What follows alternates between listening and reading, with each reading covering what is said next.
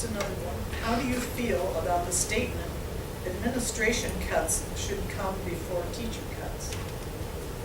Judy, do you want to start with that? Oh, sure. I have to be nice. We need administrators. I mean, let's face it. That's one thing we absolutely have to have. We need leadership. I'm far be it from me to say we don't need leadership. I truly think, I don't have a problem so much with administration cuts as I do with adding administrators and upping administrator pay when we don't have, and we're cutting teachers. I have trouble with that. I'm sorry. It's my gut saying, this is not right. This is not keeping the quality of education where it needs to be for East Aurora. That bothers me. It bothers me that we don't have a contract settled, and it's been a year. And that's not my old teacher speaking. It's just that I think we should be able to get together. I don't want to end up, as Clark was saying, like our federal government. They can't work together. Give me a break. I'm sorry. I think that two sides ought to be able to sit down and come to an agreement. And I'm not faulting the administrators, and I'm not faulting the board, and I'm not faulting the teachers. I'm just simply saying, you gotta work together. That's all there is to it. Collaboration is what it's all about. I had to go into different classrooms every single day for 21 years, and I had to be a different in order to do that. And maybe it came from growing up on a farm in Rushford, New York, and having to learn to make it when I went to the big city, so to speak. But whatever it was that was in me, it allowed me to be able to collaborate and go into classrooms where the teachers, it's their autonomy there. And you had to be able to go in and work with them and do whatever they wanted you to do. And I think that that's so important. We need administrators, but boy, I don't think we can cut any more teachers and raise any more class sizes. That bothers me. Well, you know, in many ways, this is, you know, all these other questions are important. And this question kind of drives to the real elephant in the room is, you know, the financial challenges that are coming up over the next 2 years are basically salary related. The teacher's contract is up, it's being negotiated right now.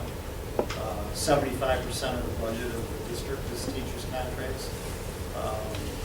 We have increasing demands for retirement costs as well as health costs. We have a tax cap that the governor wants us to abide by without going to a supermajority. And you enter in every fiscal year with basically fixed increases in the way that you're doing business that already put you over the tax cap. And you know, the simple answer to that question is, I don't think there's a simple answer to that question. I think the charge of the board, and I think what people would look for me to be part of, is the board needs a long-term overall strategy to look and deal with this issue.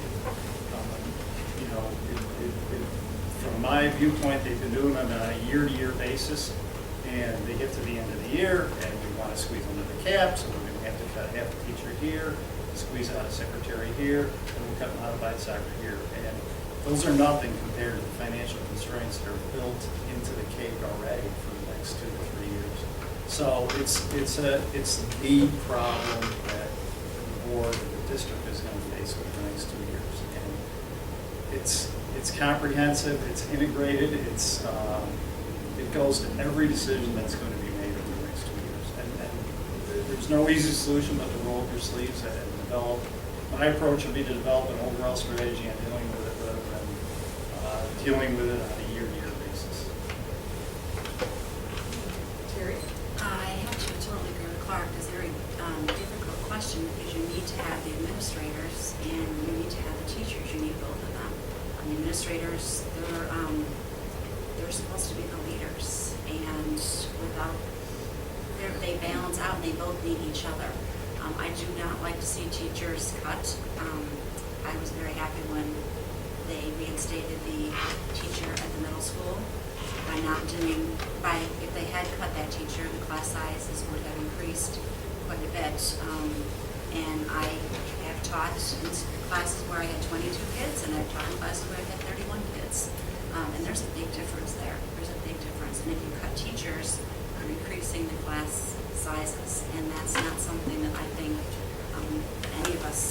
want to see happen with our district, because that overall is going to affect the quality of our district. But you need the administrators, so you have to come up with a balance